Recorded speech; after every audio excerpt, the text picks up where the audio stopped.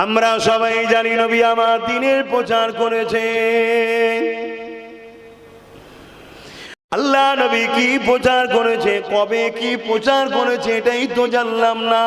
আমরা সবাই বলি নবী বা নামাজের প্রচার করেছে, রোজার প্রচার করেছে, হ্যাঁ করেছে, কিন্তু নামাজটা কবে নবী নিয়ে আসলো, কোথা থেকে নিয়ে আসলো এটাই তো ভুলে গেলাম। এ যুবকের আল্লাহ নবী মেরাজ থেকে নামাজ এনেছে।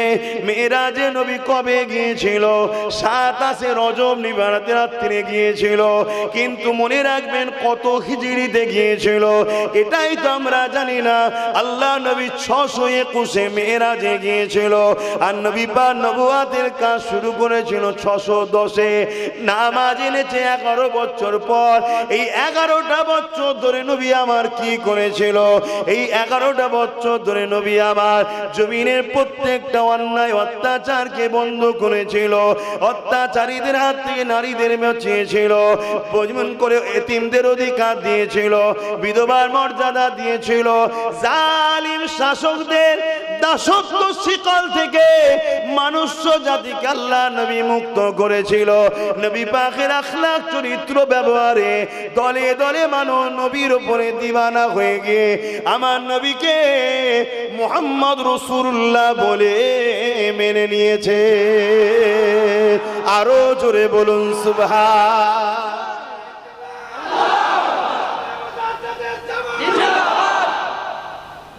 আর আজকে মুসলমান নাম সাইনবোর্ড, সাইনবোর্ডে মুসলমান অমুক মোল্লা, মুসলমান অমুক ইসলাম, মুসলমান অমুক। সে সমাজের নেতা হয়েছে, যত গরিবদের ঘরে চুরি করছে, পাক্কা চিটিংবাজ বদমাইশ, আর ওকে দেখে মিডিয়া প্রচার করছে দেখো ইসলাম কেমন। শুনছেন তো নাকি? আমার কথা কি কষ্ট হচ্ছে? ও ইসলাম নয়, ও ইসলামের দুশ্মন মুনাফিক। ও সেজেছে মুসলমানদের বদনাম করবে বলে। কেন? হাজার হাজার বছর ধরে এরা, এদের পূর্বপুরুষরা সবাই মিলে চেষ্টা করেছে ইসলামের ভুল বার করার, কোরআনের ভুল বার করার, ইসলামকে মিটিয়ে দিবার। তারা মিটে গেছে। ইসলাম আজও পৃথিবীর বুকে সব থেকে দ্রুত নতুন করে মানুষ যে ধর্মে ঢুকছে সে ধর্মের নাম হলো ইসলাম। জোরে বলুন সুবহানাল্লাহ। এখনো টাইম আছে, শুধরে যাও।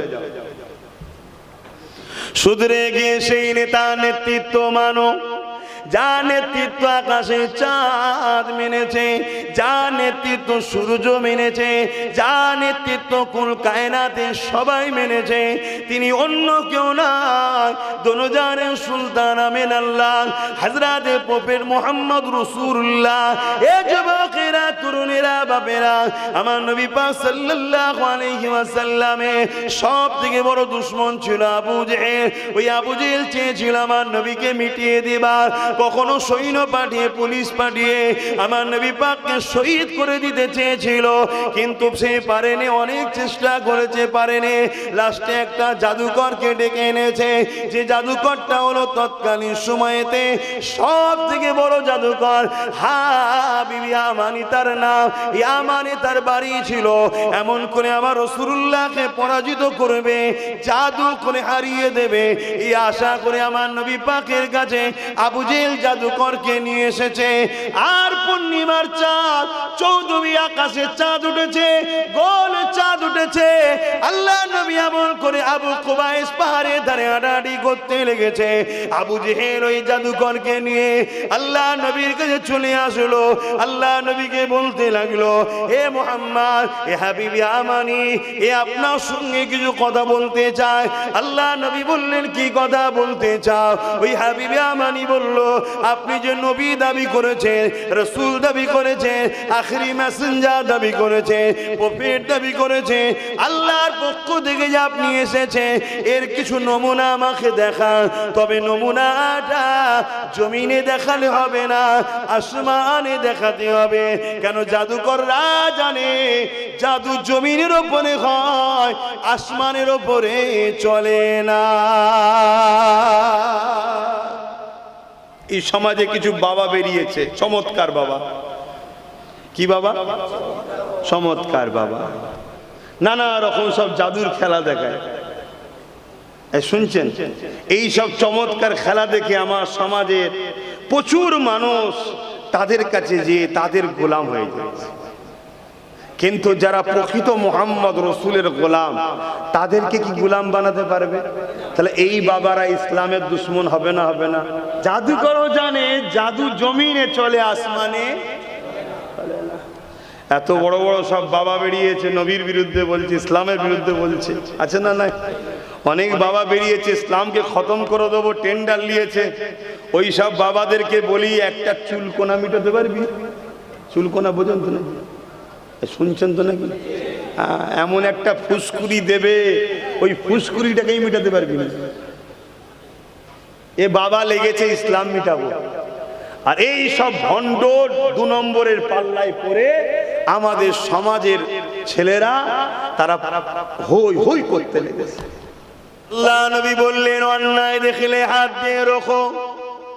মন দিয়ে শুনবেন, অন্যায় দেখলে হাত দিয়ে রাখো। যদি হাতে ক্ষমতা না থাকে, অন্যায় দেখলে মুখ দিয়ে প্রতিবাদ করো। যদি প্রতিবাদ করার ক্ষমতা না থাকে, অন্যায়কে ঘৃণা করে দূরে সরে যাও। এই তিনটের মধ্যে কোনোটা যদি না থাকে, আল্লাহ নবী বলছেন তার মধ্যে ঈমান নাই।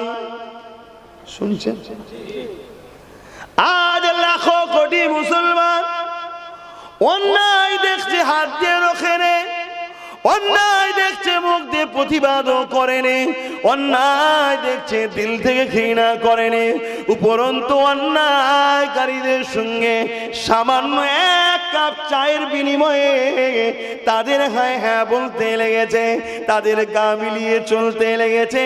নবী পাকের হাদিস হলো, অন্যায় দেখলে হাত দিয়ে রোখো। যদি হাত দিয়ে রুখতে না পারো, মুখ দিয়ে প্রতিবাদ করো।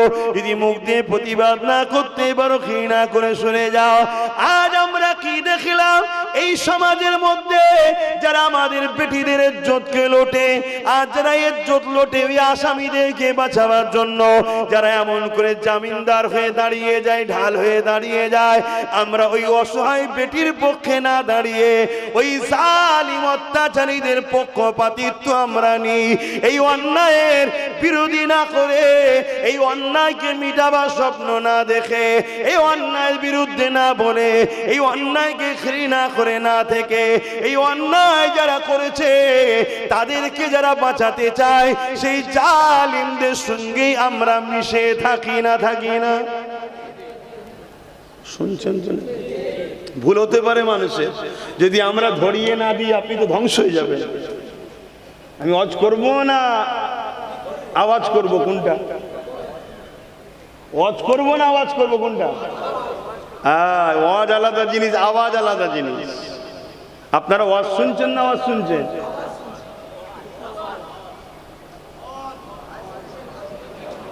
দুটো দল হয়ে গেছে এখানে। যারা আওয়াজ শুনছো তারা বেকার সময় নষ্ট করছো, আর যারা ওয়াজ শুনছো তারা কামিয়াবি হচ্ছে। কেন? নবী ওয়াজ করেছিলেন, আবু জেহেল আওয়াজটা শুনেছিল, খুব সুন্দর আওয়াজ, কিন্তু আবু বকর সিদ্দিক আওয়াজের পাশাপাশি হুজুরের কথাটা, ওয়াজটা, নসিহত, ওয়াজ মানে ভালো কথার উপদেশ দেওয়া, ওইটাকে শুনেছিল। তাই সিদ্দিক আবু বকর হয়ে গেল। জোরে বলুন সুবহানাল্লাহ। এখন তোমরা কোনটা চাইছো, যে হুজুর ওয়াজ করুক না আওয়াজ করুক? যদি ওয়াজ করি তাহলে হক কথা বলতে লাগবে। আল্লাহ নবী যে বললেন মসজিদ ভর্তি লোক থাকবে, একটাও ঈমানদার থাকবে না। এর কারণটা কি হতে পারে? এ যুবকেরা, তরুণেরা, বাপেরা, তারা হয়তো অন্যায় করেনি, নামাজ পড়ে, তারা হয়তো অন্যায় করে না, রোজা রাখে, তারা হয়তো অন্যায় করে না, দান খায়রাত করে, কিন্তু তাদেরই ভুলের কারণে এই সমাজে আবু জেহেল মাথায় উঠে যায়। তাদেরই ভুলের কারণে এই সমাজের এজিদ মাথায় উঠে যায়, তাদেরই ভুলের কারণে এই সমাজের উদ্বারা মাথায় উঠে যায়। আর তারা মাথায় উঠে গিয়ে ক্ষমতার জোরে ওয়াকাফ কালা কানুন তৈরি করে মসজিদকে মিটিয়ে দিতে চাইছে, মাদ্রাসাকে মিটিয়ে দিতে চাইছে, দ্বীন ইসলামের ঐতিহ্যকে মিটিয়ে দিতে চাইছে। ভেবে দেখুন, যারা মসজিদকে মিটায় আর মিটাবার কারীদেরকে যদি সহযোগিতা করি তাহলে আমাদের ঈমানটা থাকে কেমন করে? মাদ্রাসাকে যারা মিটাতে চায় তাদেরকে যদি আমরা সহযোগিতা করি তাহলে আমাদের ঈমানটা থাকে কি করে? এ যুবকেরা, তরুণীরা, বাপেরা, এই মনে রাখবে, নিজের মধ্যে একটু দেখুন। আমি ডাইরেক্ট যদি ভুল নাও করি, ইনডাইরেক্ট যারা ভুল করছে তাদেরকেই তো আমি শক্তিশালী করেছি, তাদেরকে ভুল করার পাওয়ার তো আমি দিয়েছি। এই আল্লাহ নবী জানিয়ে দিলেন, অন্যায় দেখলে হাত দিয়ে রাখো, যদি হাতে ক্ষমতা না থাকে মুখ দিয়ে প্রতিবাদ করো, যদি মুখে ক্ষমতা না থাকে অন্ততে ঘৃণা করে দূরে সরে যাও।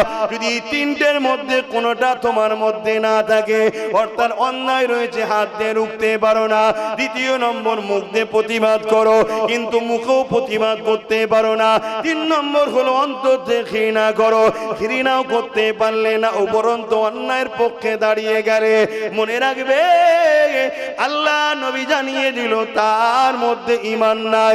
এটা আমার আব্বার কথা নয়, রাসূলুল্লাহর কথা। হতে পারে সে দাড়িওয়ালা, টুপিওয়ালা, নামাজি, রোজাদার, সে বেঈমান, বেঈমানের কোনো ভালো কাজ আল্লাহ পাক নেবেন না। তাই দুনিয়ার জমিনে আমরা মার খাচ্ছি, মুসলমান দেখছি, হাকিকাতে কটা ইমানদার মুসলমান মার খাচ্ছে আর কটা মুনাফিক মার খাচ্ছে এটাও তো বোঝা বড় মুশকিল। তাহলে ওয়াজ করি? হ্যাঁ, ওয়াজ করছি আমি, মনে রাখবেন। হ্যাঁ, এখনো সময় আছে।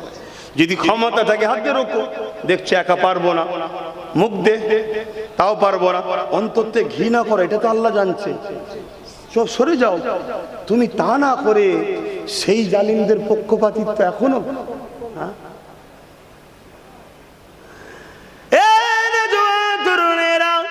আল্লাহ নবী অনেক কষ্ট করে এই পৃথিবী থেকে জুলুমকে বন্ধ করেছে।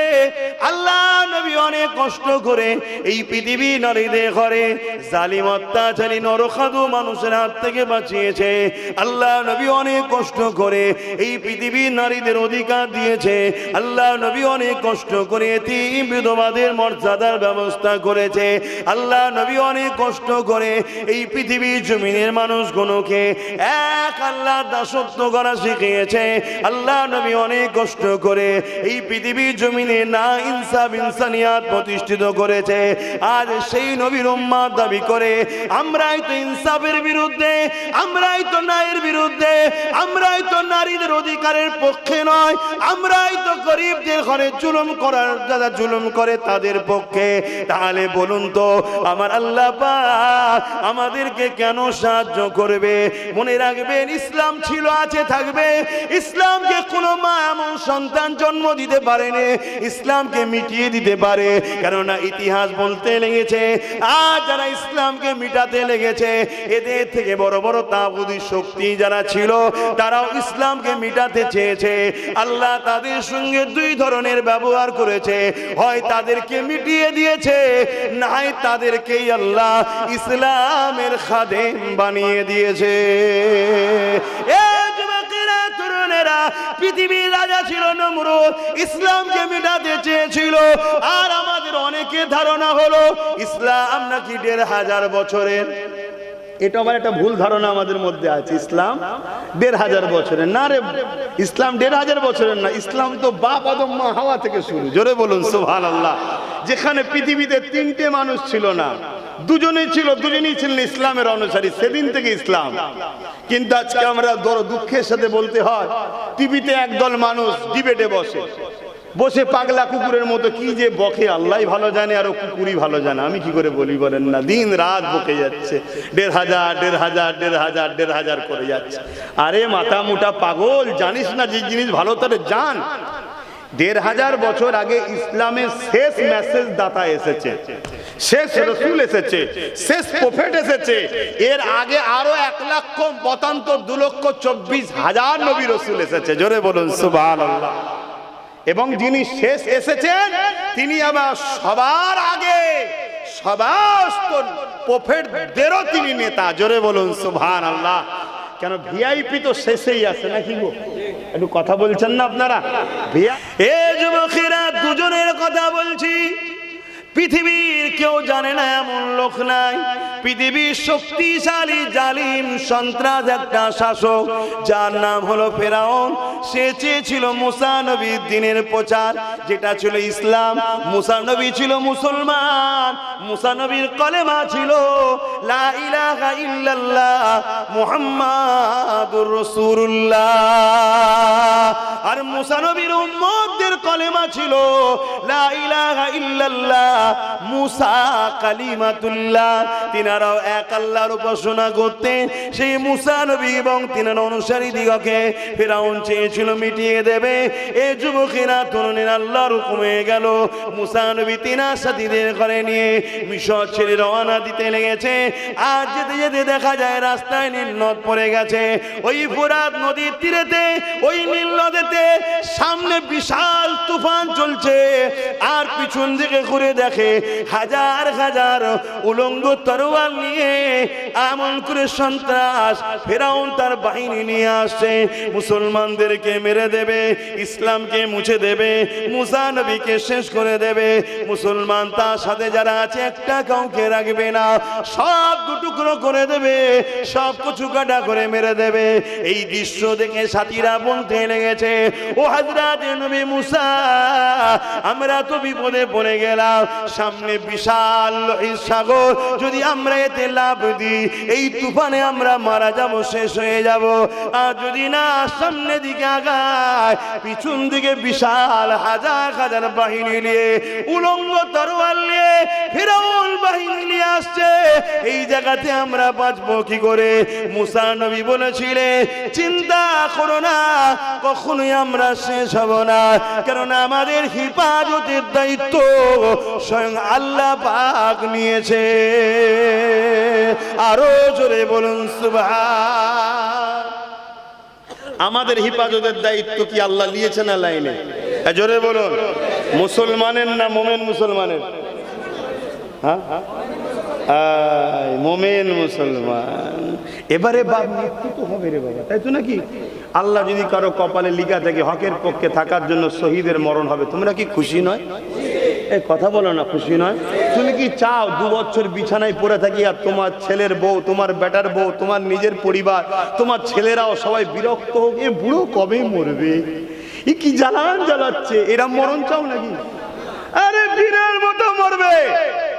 চলে যাওয়ার পর হাজার হাজার গরিব দুঃখীরা যেন কাঁদে, সর্বধর্মের গরিবরা যেন বলে যে আমাদের মাসি ছিল, আমাদের সাহায্যকারী ছিল, আমাদের হয়ে বলনেওয়ালা ছিল। শুনছো তো নাকি? মরণ তো হবে। আর এটাও শুনে রেখে দাও, হকের পক্ষে লড়লেই যে জালিম মেরে দেবে এমনটাও নয়। কারণ খালিদ বিন ওয়ালিদ নাম শুনেছো তো নাকি? গরিব, অসহায়, দুঃখী, ইনসাফ, ইনসানিয়াত, ইসলামের জন্য 125টা লড়াই করেছিল সন্ত্রাসদের বিরুদ্ধে। 125টা লড়াইয়ে ওনার তামান্না ছিল আমি যেন শহীদ হই। কি তামান্না ছিল? শহীদ হই, আল্লাহর রাহে, গরিবদের পক্ষে, অসহায়ের পক্ষে, দিনের পক্ষে, যে আমি সংগ্রাম করতে এসেছি সন্ত্রাসদের বিরুদ্ধে, জালিমের বিরুদ্ধে, স্বৈরাচারীদের বিরুদ্ধে, অত্যাচারী শাসকদের বিরুদ্ধে আমি যেন শহীদ হই। আর এই লড়াই ছিল কেমন? কখনো ছিল 2 লক্ষ রোম, আর খালিদ বিন ওয়ালিদের সৈন্য ছিল মাত্র 3000। কত? আর রোমদের কত? 2 লক্ষ। 2 লক্ষের মোকাবেলায় 3000। তারপরও শহীদ হয়নি, বিজয় হয়েছে। জোরে বলুন সুবহানাল্লাহ। আরো জোরে বলে। কেন আমার আল্লাহ কারো হাতে তোমার আমার মৃত্যুর টেন্ডার দিয়ে দেয়নি। শুনছেন তো নাকি? আমার আল্লাহ তারও তোমার আমার রিজিকের টেন্ডার কারো হাতে দেয়নি। কিন্তু আমরা আল্লাহ ছেড়ে অপরের উপর নির্ভর করছি না, করিনি? এজন্য নিজের রিজিকে কুড়ুল নিজেই মেরেছি। ভরসা আল্লাহর উপরে করো। মুসলমানের মুখের কথা অনেক মুসলমান বলে, অনেক বেঈমানের নাম দিয়ে বলে, আমি বেঈমানদের নাম লিখছি না, যে এরা ছিল বলে খেতে পাই, এরা ছিল বলে বেঁচে আছি, এরম বলে না? বলে না? তাওবা তাওবা তাওবা। তুই মুসলমান, হ্যাঁ? তোর মতো এরম 2 নম্বর গুণের বিরুদ্ধে আমরা লড়িনি বলে আল্লাহ আমাদের ঘরেও মারছে। তো দরুদ শরীফ আল্লাহুম্মা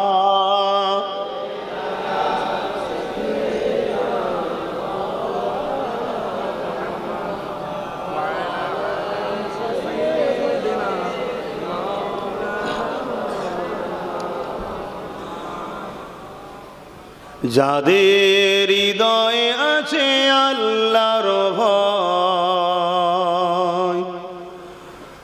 তারা কবু নবী ভুলে যায় না। আল্লাহর প্রেম ছাড়া এই দুনিয়ায় কারো কাছে কোনো কিছু চাই না। যাদের হৃদয়ে আল্লাহর ভয় আছে তারা কখনো নবী ভুলতে পারবে? আর আজকে বলুন, আমাদের হৃদয়ে আল্লাহর ভয় আছে? আল্লাহ নবী বললেন আখরি জবানে আমার উম্মতরা প্রচুর মার খাবে। কারণ কি?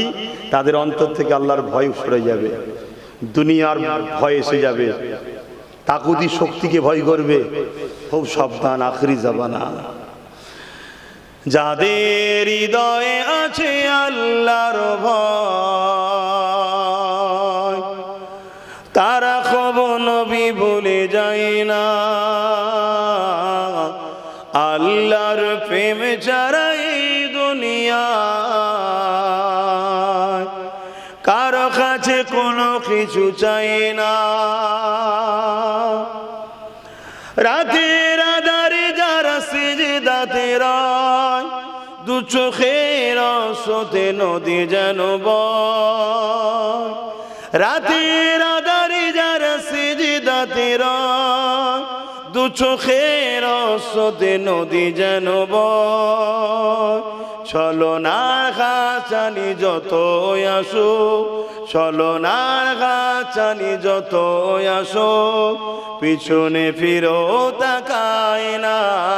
যাদের হৃদয়ে আছে আল্লাহর ভয় তারা কবু নবী ভুলে যায় না। আল্লাহ প্রেম ছাড়া এই দুনিয়া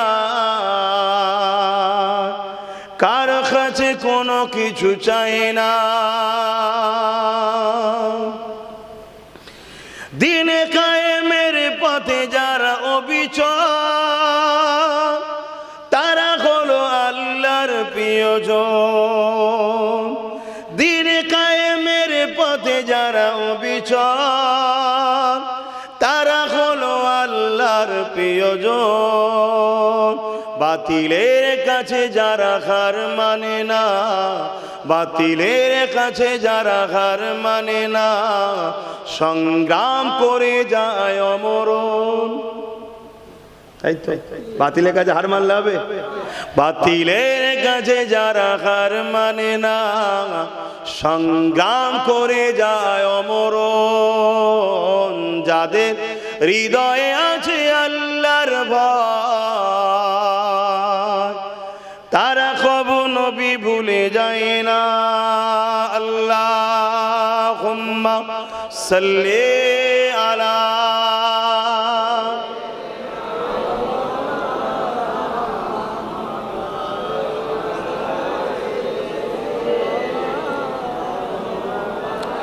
বাপজান আমার আজান দিয়েছে, নামাজের ব্যাপার আছে, আমি সংক্ষেপ করব। আবার একবার বলছি, বদরে 313 জন জিতেছে,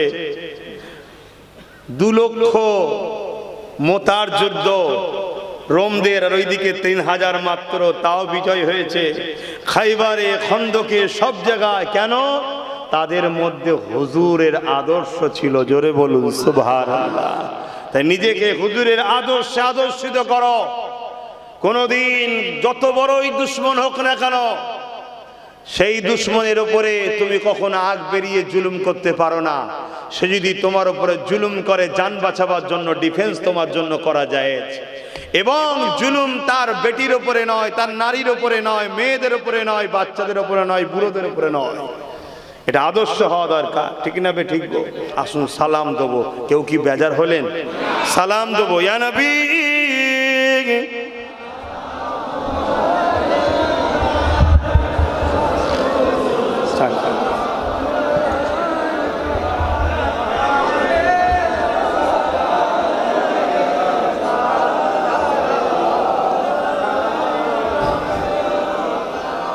এই যে আমরা দাঁড়িয়ে সালাম দিই, এ নিয়েও সমাজে একটা ইখতিলাফ আছে, জানেন তো নাকি?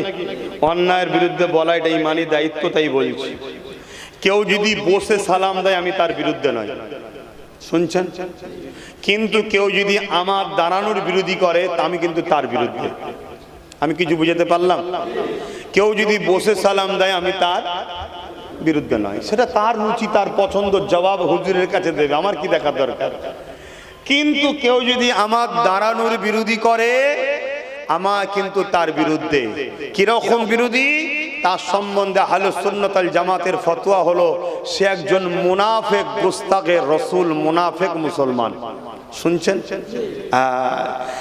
আমাদের মধ্যে ৭২টা দল আছে যারা মুসলিম সুরাতে ইসলামের দুশমনদের বন্ধু। কোরআনের ভাষায় তাদেরকে মুনাফিক বলা হয়। তারা যখন গোপনে ওদের সঙ্গে মেশে তখন তাদেরকে বলে যে আমরা তো মুসলমানদের সঙ্গে শুধু ঠাট্টাই আর কি করার জন্য মুসলমান হয়ে আছি, আমাদের মূলত লক্ষ্য মুসলমানের মধ্যে যে পাওয়ারটা আছে, যে পাওয়ার পারমাণবিক শক্তির থেকেও পাওয়ার আমাদের কাছে আছে, জানেন তো নাকি? আপনাদের সবার কাছে আছে, জানেন না? তাহলে আমেরিকা পুরো দেশের যা ক্ষমতা তার থেকে বেশি ক্ষমতা একটা মুসলমানের। ওই পাওয়ারটার নাম কি? ওই পাওয়ারটার নাম হলো ঈমান। কিন্তু ওই পাওয়ারটাকে আজকে বার করছে ৭২টা মুনাফিক মুসলমান দল। কটা? আমার কথা এটা, নবী পাকের কথা। নবী বলেছেন আহলে সুন্নাত ওয়াল জামাত এটা হলো জান্নাতি দল। জোরে বলুন সুবহানাল্লাহ। বাকি ৭২টা ফেরকা হবে, তারা নারী, টুপি, নামাজ, রোজা সব থাকবে, তারা জাহান্নামী। হুজুর কি করে চিনবো? আল্লাহর নবী বললেন তাদের কাছে সব থাকবে, আমি নবী, আমার আদব ও আমার প্রেম থাকবে না। শুনছেন? তাহলে আমরা মোল্লা মৌলী সাহেব দেখবো, কিন্তু যার মধ্যে নবীর প্রেম আদব নেই তার সাথে আমরা, জোরে বলুন, নেই। যার মধ্যে নবীর আদব নেই তার সাথে আমরা নাই। তাহলে এই দাঁড়িয়ে সালাম দেওয়াটা হলো আদবে রসুল। এটা রসুলকে আদব করা হচ্ছে। সুন্নতে সাহাবা, সাহাবা হুজুরদের সুন্নাত এটা। জোরে বলুন সুবহানাল্লাহ। কিন্তু কেউ যদি বসে দেয়, আহলে সুন্নাত ওয়াল জামাতের উলামাদের আকীদা বাড়াবাড়ি করো না, কেন এটা ফরজ নয়, ওয়াজিব নয়, সুন্নতে মুআক্কাদা নয়। তুমি তাকে প্রেমের সাথে বুঝাতে পারো যে সাহাবা হুজুররা দাঁড়িয়েছে তাই আমরা দাঁড়াই, বাপ আপনিও দাঁড়ান। যদি তার মনে হয় দাঁড়ানো দাঁড়াবে, না মনে হয় সে জবাব দেবে, কিন্তু এলিয়ে ঝগড়া নিজেদের মধ্যে করা উচিত নয়। কিন্তু কেউ যদি আমার প্রেম আদবে বাধা দেয় তাহলে জানতে হবে সে গুস্তাখে রসুল, বেয়াদবে রসুল, সে হলো মুনাফিক মুসলমান। ৭২ দল, এটা আমাদের জানা দরকার আছে না? না, তাই আপনাদেরকে একটু জানালাম।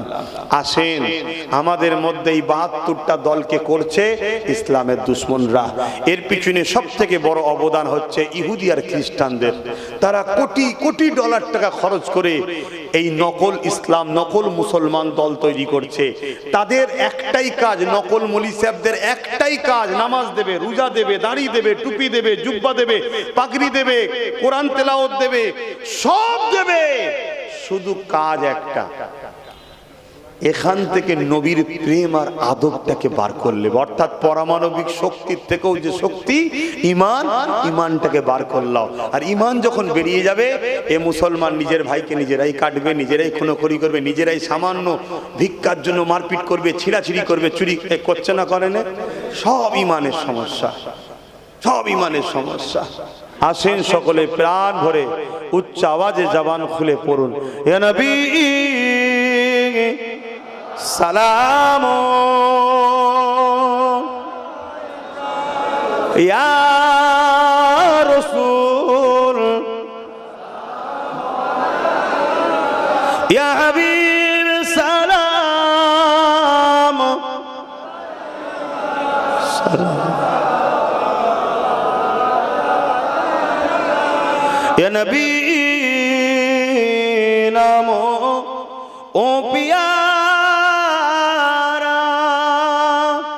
या रसूल नामो ओ प्यारा,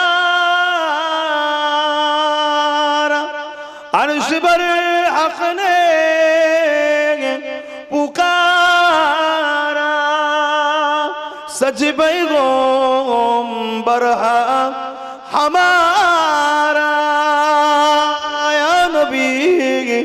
সালাম ইয়া রাসূল ইয়া হাবিব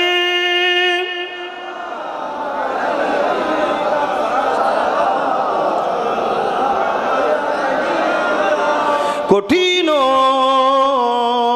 হাসরের দিনে কি আছে মোদের কপালে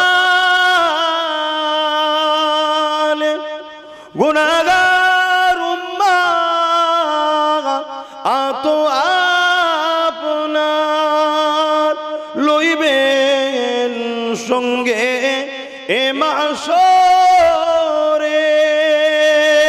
নবী সালাম ইয়া